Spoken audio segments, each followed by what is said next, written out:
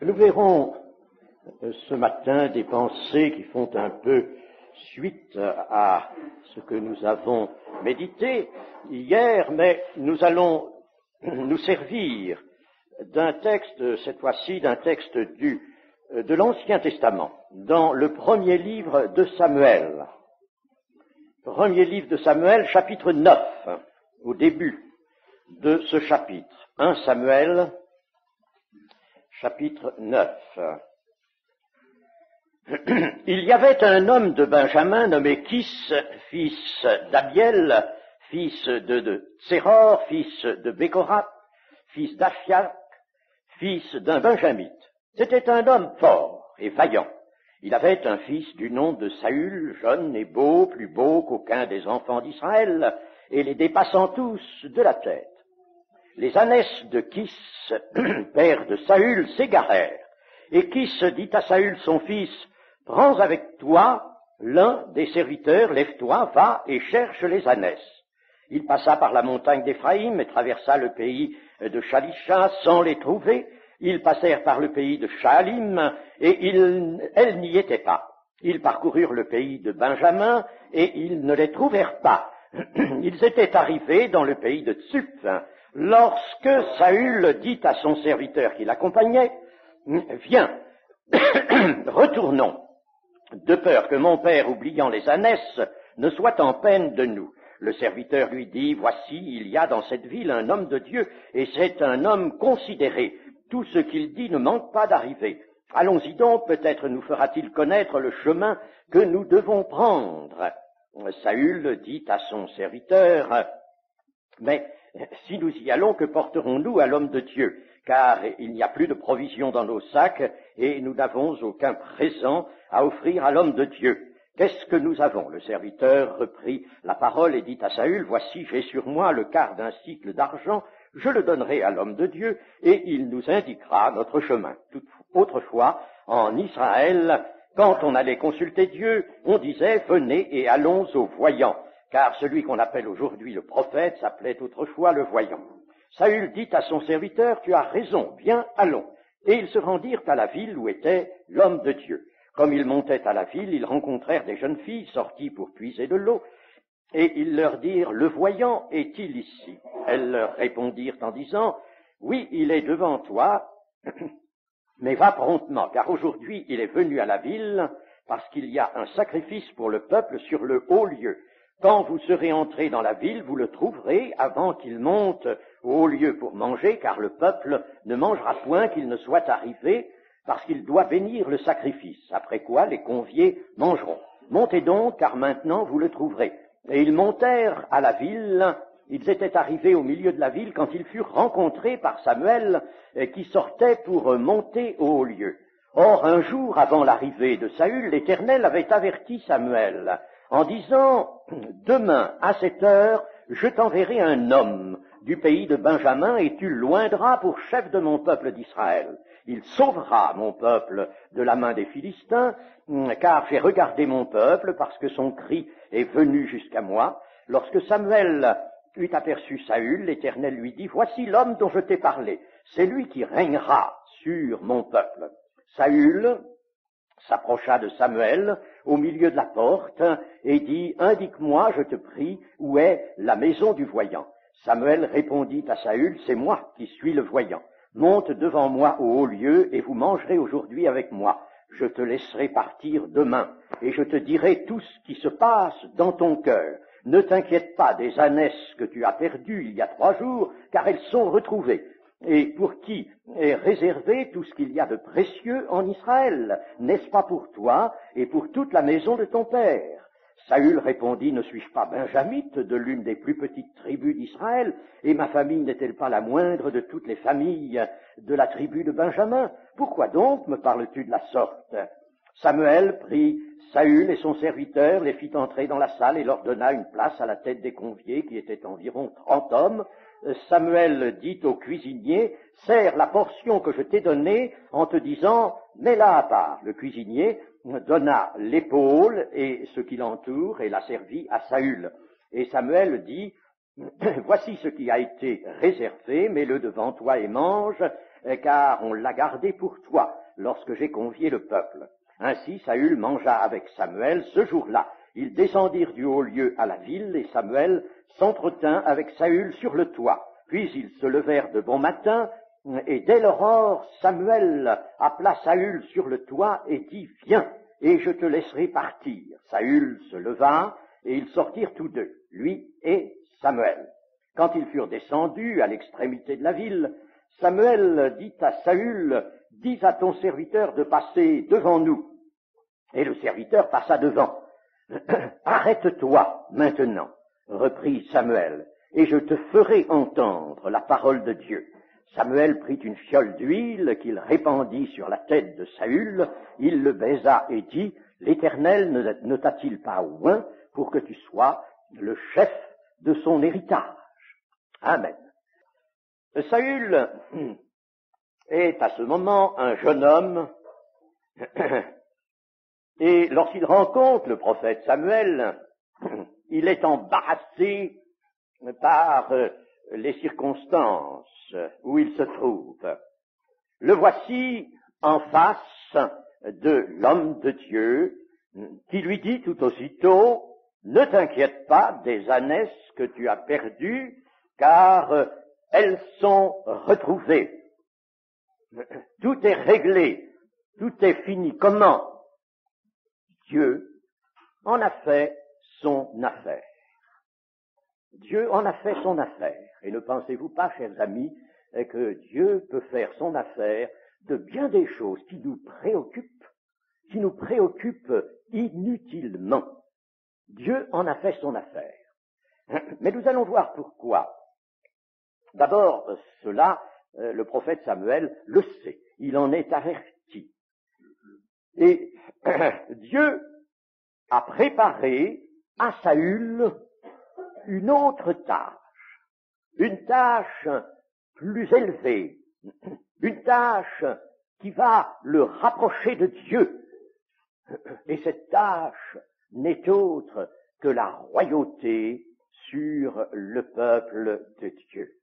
Alors je pense, chers amis, et pensons à cela ensemble, que si nous nous laissons débarrasser de tout ce qui peut nous inquiéter, si nous remettons ces choses au Seigneur, sa parole nous disant « Ne vous inquiétez de rien en toute chose, faites connaître vos besoins à Dieu. » Dieu entend régler cela si toutefois nous savons, nous sommes convaincus, et si nous désirons être en effet appelés à une autre tâche.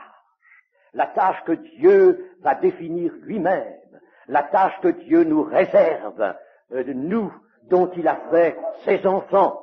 Je rappelais hier que, enfants de Dieu, nous le sommes. Ça, c'est le départ. Si vraiment nous sommes passés par la nouvelle naissance, eh bien, nous sommes enfants de Dieu, et nous allons le voir. Dieu a une tâche plus élevée que celle que nous nous donnons nous-mêmes, au-dessus des circonstances qui nous accaparent et qui nous mobilisent inutilement. Il plaît à Dieu, en effet, de nous saisir dans la vie matérielle et terrestre qui est celle de tous les hommes, pour nous conduire à le servir auprès des autres hommes.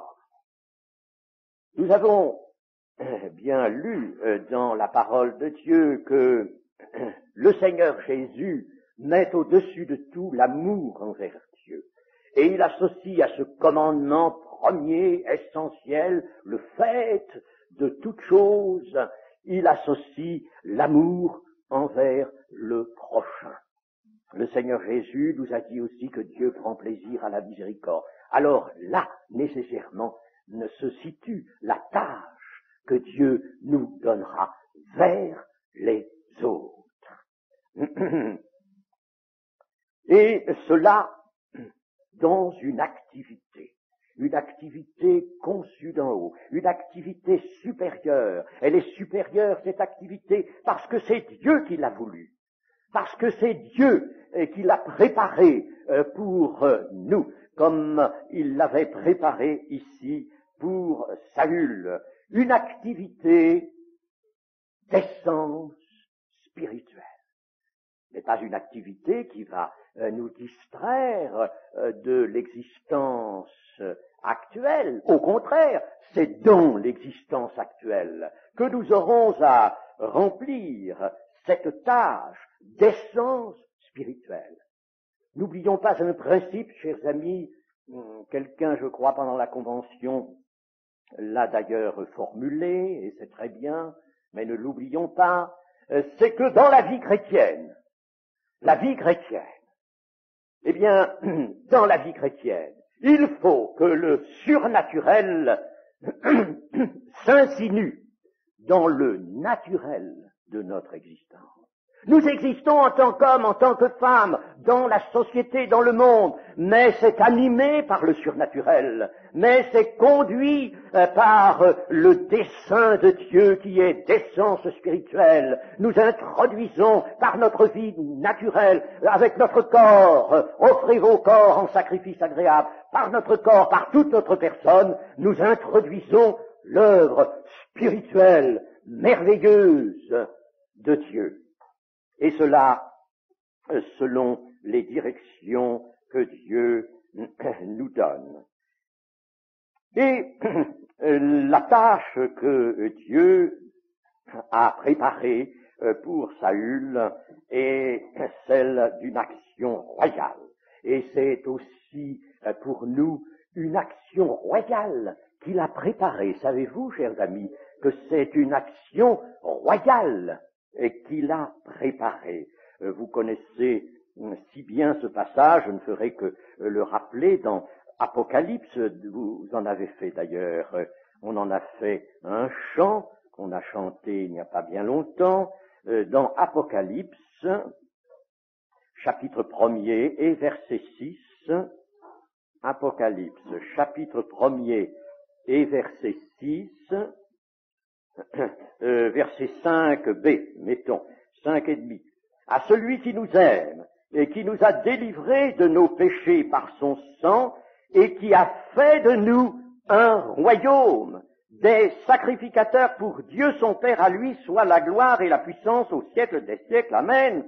C'est pas une formule, ça. À lui soit la gloire et la puissance. Il faut que cette gloire et cette puissance, pendant le cours des siècles, soient manifestées, et manifestées par un peuple qui est un royaume de sacrificateurs. Chose extraordinaire, chose impossible du temps de la loi de Moïse sous l'ancien régime.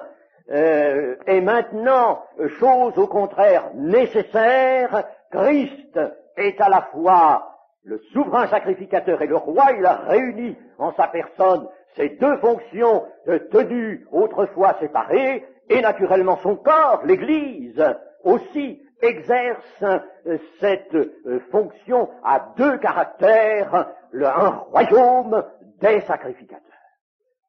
Roi et sacrificateur. Nous participons déjà à la royauté de Christ et à sa souveraine sacrificature.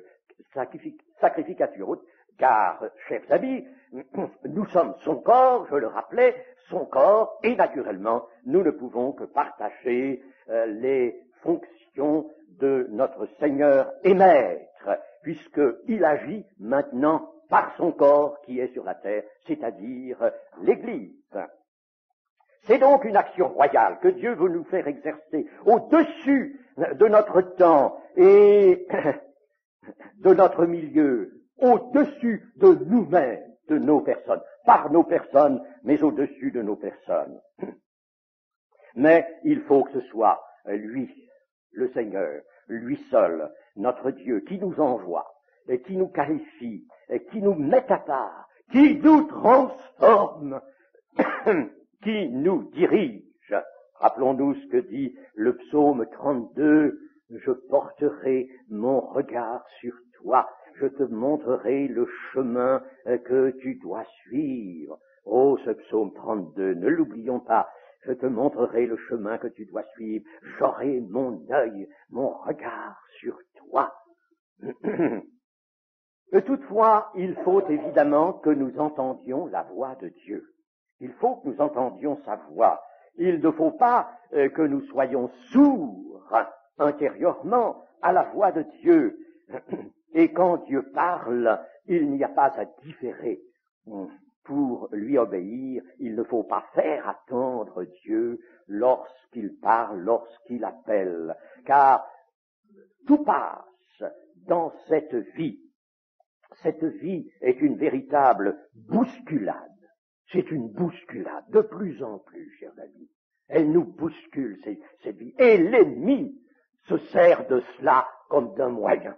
La complexité des choses, le mouvement de toutes choses, tout cela sert à l'ennemi pour nous détourner de l'attention que nous devons apporter à la voix de Dieu et à son service. Cette vie est un engrenage. Il y a le travail, les nécessités de tous ordres, les incidents qui se présentent, les rencontres qui peuvent nous dérouter, le tumulte des événements, des faits, les difficultés, le chaos des pensées humaines. Nous vivons dans un véritable chaos. C'est la bousculade.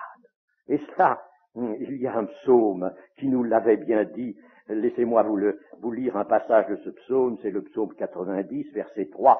Tu fais rentrer les hommes dans la poussière, et tu dis, fils de l'homme, retournez, car 1000 ans sont à tes yeux comme le jour d'hier quand il n'est plus, et comme une veille de la nuit. Tu les emportes semblables à un songe qui le matin passe comme l'herbe. Elle fleurit le matin, et elle passe, on la coupe le soir, et elle sèche. Vous voyez, n'est-ce pas, comment est vue l'existence de l'homme. Mais en ces temps de la fin, tout s'est aggravé, tout est plus difficile encore que ça ne l'a été jusque-là. Alors la vie s'écoule, la vie peut nous emporter sans que nous ayons suffisamment écouté la voix de Dieu, sans que nous ayons pris le temps de la réflexion pour comprendre ce que Dieu attendait de nous, pour y entrer par la foi résolument. La vie peut s'écouler, nous avons différé. Oh, c'est malheureux cela. Ce serait malheureux si c'en était ainsi. Et c'est pourquoi le Seigneur nous dit, là, dans sa parole, arrête-toi maintenant, arrête-toi, et je te ferai entendre la parole de Dieu. Si tu te laisses emporter par le flot, par cette bousculade, comment entendras-tu la voix de Dieu? Arrête-toi maintenant pour entendre la parole de Dieu, parce que vivre véritablement, vivre et servir, ce n'est pas l'agitation. Vivre, c'est recevoir la parole de Dieu. L'homme ne vivra pas de pain seulement, mais de toute parole qui sort de la bouche de Dieu. Vivre, c'est véritablement recevoir la parole de Dieu. L'existence aujourd'hui se présente comme un train en marche qui brûle toutes les gares. On ne peut pas s'arrêter. On ne s'arrête pas. Et pourtant, l'Écriture nous dit, arrête-toi, car il est essentiel que tu sois à l'écoute de Dieu, de la voix de Dieu. C'est lui qui va changer tes pensées, c'est lui qui va remplir ton cœur de pensées nouvelles, comme nous le disions hier soir, de pensées pleines de force, qui va bouleverser toutes tes conceptions et qui va en définitive mettre en toi la plénitude de l'amour et la plénitude même de Dieu. Dieu parle, et le livre de Job nous dit, Dieu parle tantôt d'une manière, tantôt d'une autre, et l'on n'y prend point garde. Job 33, et l'on n'y prend point garde. Quel dommage! Et j'en ai fait l'expérience, chers amis, non seulement pour moi, même en réfléchissant avec d'autres. C'est vrai, on n'y prend point garde. Dieu voudrait nous parler bien plus souvent. Il parle, mais l'on n'y prend point garde. Il parle au cœur, par une voix intérieure, une voix amicale, une voix merveilleuse, une voix vénérable qui prononce la sagesse de la vie, qui prononce l'amour, qui barre la route à nos intentions, à nos projets, à nos propres pensées.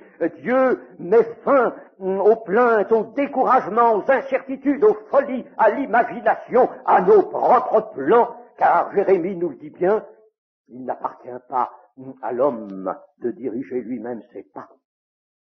Jérémie chapitre 10, c'est pas à l'homme qu'il appartient de diriger ses pas, mais c'est à Dieu, c'est à Dieu. Alors, chers amis, pour cela, dans un temps comme celui que nous vivons, n'y a-t-il pas lieu de nous arrêter véritablement et d'être à l'écoute de Dieu? Avez-vous connu des révélations, même nocturnes, comme celle dont parle le chapitre 33 de Job? Bien sûr, ça n'est pas tous les jours. Il ne faut pas être à la recherche d'un mysticisme pour lui-même, mais laissons le mysticisme avec ses travers, soyons cependant ouverts à toute communication de Dieu.